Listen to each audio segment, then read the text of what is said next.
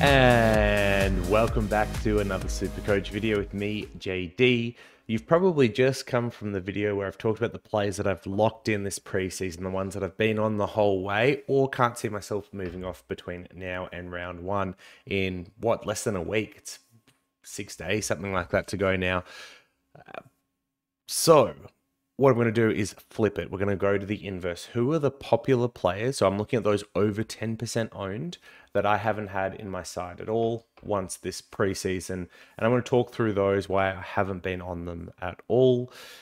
There's some other players that are pretty popular, especially in either the Discord or more serious Supercoach communities that are less than 10%, which I've just excluded. It's probably a video for another time. But yeah, this should be pretty fun. Mainly because I'm always going to get some of these wrong. In hindsight, there is going to be people from this list that we should have jumped on that we missed.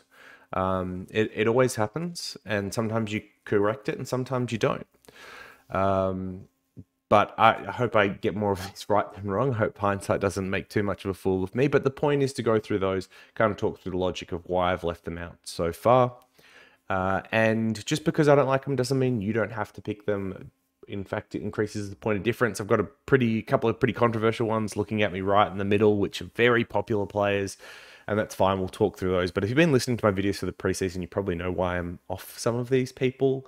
But others I haven't really had as much chance to talk about because I kind of didn't realize they were that highly owned. It's not like people are knocking down the door to talk about them, but we can go through that anyway. As always with these videos, if you disagree with something, please let me know down below and why. I love if there's any data or facts to back it up. And if there's other people that you're off that other people are on, I'd love to know what they are, who you've got high conviction won't be a good pick and why that's the case.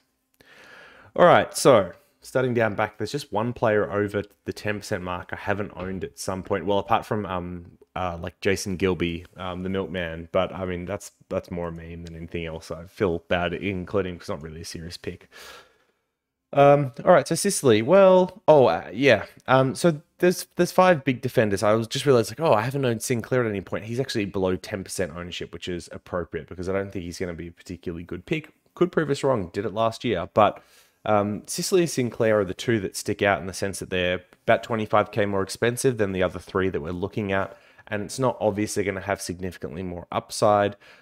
We saw Sicily get moved around into some interesting roles in the preseason, including in the midfield again. And they do have other people that they seem to be wanting to do kick-ins and a whole bunch of other things. There's nothing wrong with Sicily. If you like Sicily, I've said all preseason, I think you can pick him. There's no reason why you can't jump on him. Hawks are going to get smashed again. A lot of ball down there. And there's going to be a lot of chance for Sicily to score well. I honestly wouldn't be surprised if he finished the year having gone up another 6 points and going close to 120. But at the end of the day, I like all of Doherty, Stewart, and Dawson pretty much as much, and they're all 20k, 25k cheaper. So that's where I'm picking. It's not in Sicily, but as much as some of these others is like, there's no way you could convince me to pick them. I'd say Sicily is probably near the top of those on this list that I would have been comfortable starting.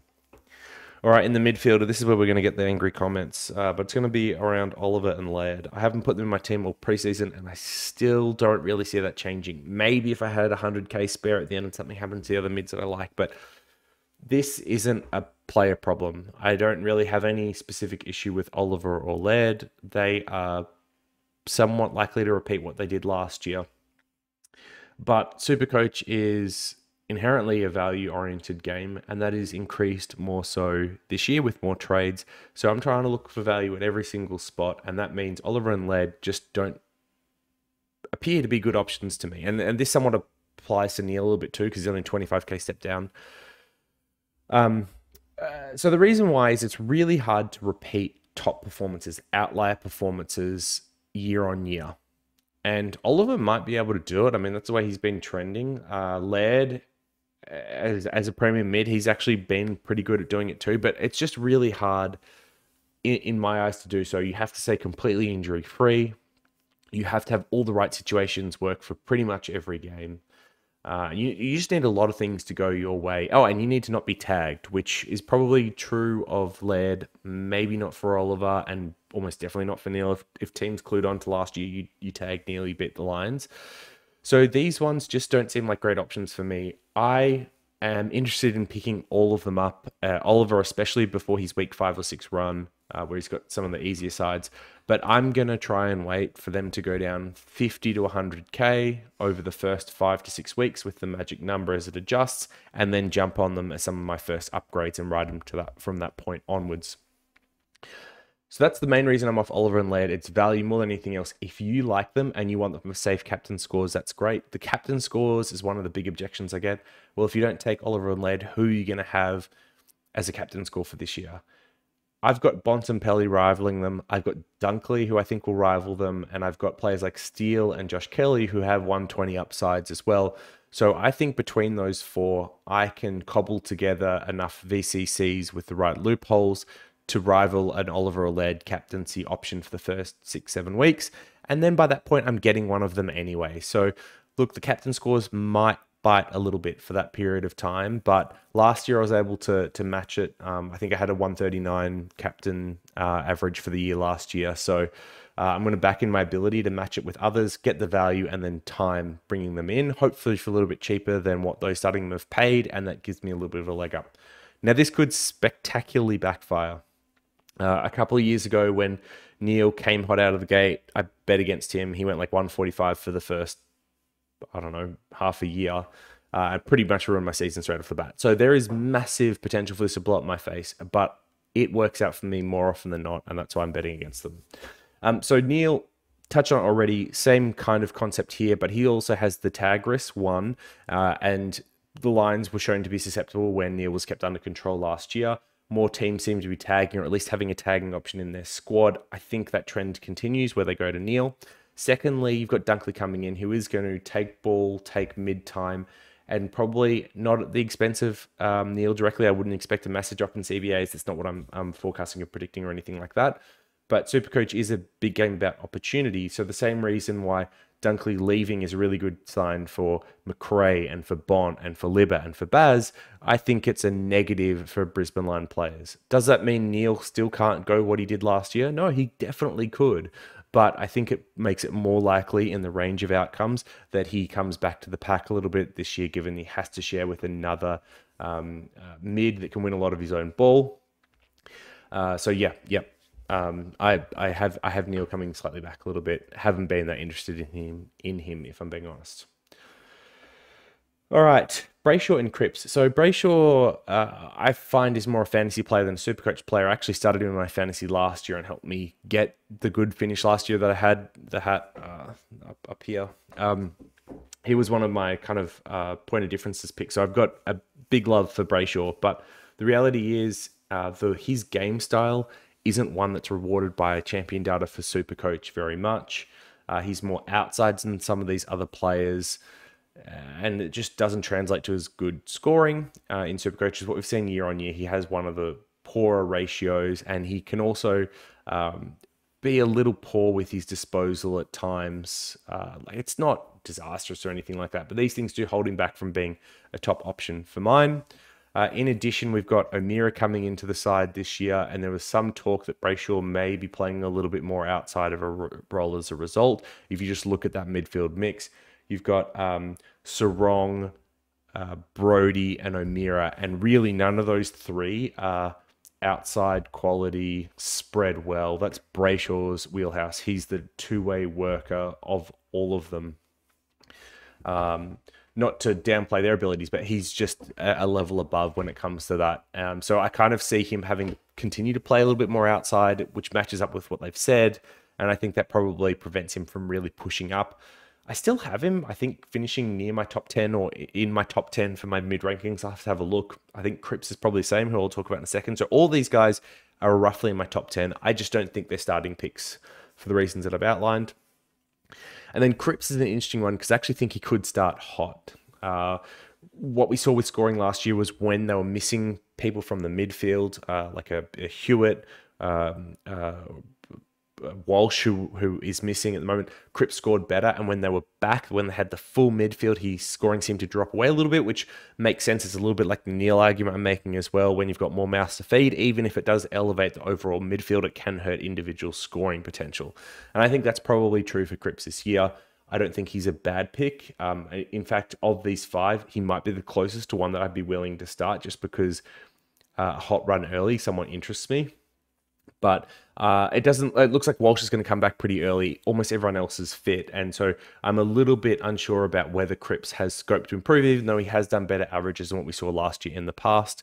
He also does have some durability concerns, and probably more so than the other 4. So yeah, I'm not a massive hater of Cripps. I'm actually not a massive hater of any of these. If you want to start them, and if you're a believer, if you think I'm wrong, they're a bit like Sicily. I don't have a problem with you picking any of these, to be honest. But I think I've identified better value midfielders than the ones that we've talked about. So yeah, that's probably why I'm off them. All right, in the ruck line, we've got Witts, Grundy, and Draper. And I think, like, I'd throw in Gawn here as well, but he's under 10%. Look, where do we start? Let's start with Witts. I think Witts is the best of the 3 options that are laid out here. And the arguments people have been making for him, I think, are pretty good. If you are happy to lose some value on his price, because I don't think he probably goes 110 again, although he definitely could, then Witts is your man. He's probably the most likely to play 22 again this year, probably more so than Darcy or English, who people are looking at, or probably even more likely than Marshall, if I'm being perfectly honest, because outside of Witts' ACL, he actually had pretty good durability before that. But I think his scoring is at risk. So started last year, he played a lot of a second tier or emergency rucks, which really helped his scoring. His head out to advantages were massive. And I think that's going to regress pretty heavily this year, just because he won't be playing as many second tier rucks, despite that probably not being true for the first game against the Swans, where he's likely drawing Laddams. So yeah, so like I think his fixture is going to be a little bit harder in terms of ruck opponents he plays. And then the second half of last year, we saw the hit out to advantage start to regress, and that meant his scoring came down a little bit. I think his average over the second half of the year was something closer to 100, where over the first half it was 120. And I think the real Witts is probably closer to what we saw in the second half of the year, although I do see some positive regression with his work around the ground, having another season under the belt where he's actually been able to do the full preseason, more removed from the ACL. So some positive regression there, offset by the regression coming from the hit outs to advantage.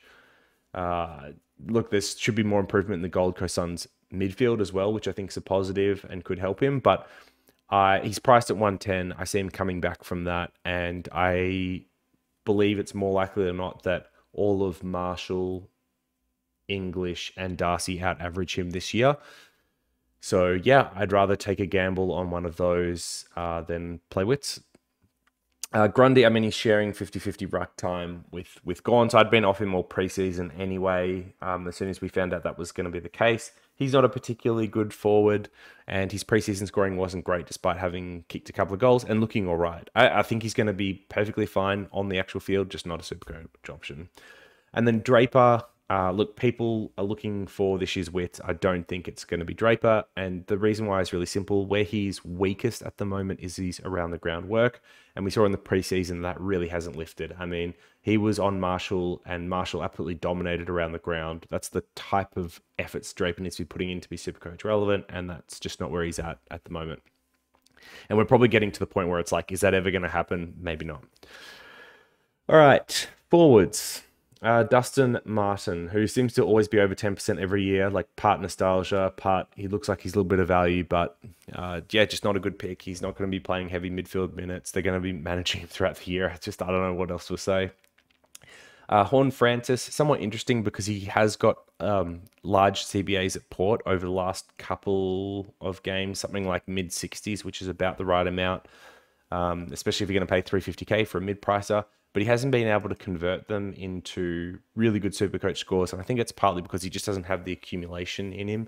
He does nice things in patches, but then goes missing for parts. And I also think he's got a bit of a target on his back at the moment when it comes to niggling him, making him frustrated. He seems to be one that snaps. a little bit easier. It reminds me of Sicily in the early days, and I think he's going to be freezing 50s and then fade in and out of games as a result of that as well. So I'm off him. All right, and the last three are rookie forward picks. So Sheezel, Philippou, and King. I mean, King's mature age. So let's start with Sheezel. Look, he's playing a half-forward role for a bottom four side. We saw this in Rochelle last year, who, despite having 2 100s in his first 4 games, only ended up averaging about 52. Sheezel and Rochelle, in my mind, are comparable talents. I really liked what I've seen out of Sheezel this preseason, but he was like 20k more than what Rochelle was last year, and Rochelle didn't make enough money. The only thing that is a redeeming potential for Sheezel is it looked like when he played down half back for that quarter in the preseason game, he could score really well in that position, but does he get enough halfback time? Do they actually do that throughout the year? For how long? For what periods? Now, if you came out and told me that Sheezel is playing halfback this week and that's where they want us to trial him for the first part of the year, then I'm probably jumping on board with Sheezel too. I think it's too big of a risk to go against, but I think he's more likely not playing forward, and that means I'm not going to go him. If anything, I would rather wait 2 weeks anyway, see if that halfback role materializes and what the scoring looks like, and then jump on him. But I think it's more likely than not he isn't a good pick and is used half forward from a Supercoach perspective. All right, Philippou looked pretty good on the weekend too, and I think he's going to be a play for the future. He was one that I was going to be happy if Essendon took over Sardis. I think he's got a lot of upside, but they need him more in the forward line at the moment, although they've got injuries everywhere, but they do seem to need him more in the forward line, and it looks like he's going to be playing that, you know, kind of like high forward, push up the ground a little bit. But I think it's probably just at a point, especially with where St Kilda's side as a whole is at, where it's probably not going to lead to great Supercoach scoring. I don't mind him as an option, to be honest, and I could see a world where I maybe end up with him in my side for round 1, a little bit like Sheezel, but they're less likely than more likely they come in. I mean, for bench options, I like Green and Davey, which I've been talking about a fair bit. And then for the similar prices, Sheezel and Philippou, I still rather have someone like McLean, who is mature age and is probably has a better opportunity to score than either of these two, despite having poor game on the weekend. And then lastly is King, who I'm kind of surprised is still double-digit owned. But yeah, I haven't had him in any of my sides. I mean, McLean's always been a better option at the same price point anyway. But King's kind of where he's been across his preseason hasn't been enough for me to jump on this pick. If he'd been training the house down, to use a cliche, and came out and looked really good in the preseason games, then I'd be interested, because I think there's a world where he is very serviceable this year, could get to the mid 350s, make 180k. I think that's totally possible. But I also think he's going to be quite up and down, and you're going to have to field him at 175k. Like, it's really hard to bench guys at that price point. It's just so hard, because you're missing out on points on field by benching them. And he's gonna have a 30 or 40 here or there. It's just gonna happen. He's a key forward, so he's not someone I really want to field. And he hasn't had the best preseason in the sense that he only played a half, which was their plan, and they pulled him off. But we just haven't seen enough of him for me to really get behind him as a pick. I'd probably have Philippou and Sheezel ahead of him in my considerations at the moment, only because if Sheezel gets halfback, I'm on, and Philippou's like 10k cheaper. He has a chance or the scope to play midfield or push up to stoppages around the ground, where King, I'm a little bit worried about returning from this ACL. So that's it. Those are the players that I guess I've faded, or the popular players that I haven't owned in any of my sides. Which of these are you really hot on? I feel like I'm going to get a lot of heat, which is totally fine. Like, we're allowed to have different opinions. That's good. It's good to have different opinions. But yeah, let me know who of this you actually like, and then who are the guys that you haven't owned that are really highly owned that you've been fading all preseason. I can imagine a few people in there, especially my viewers, might be off of Fife. I could see that being pretty common. But yeah, let me know, and I will see you in the next one. Peace.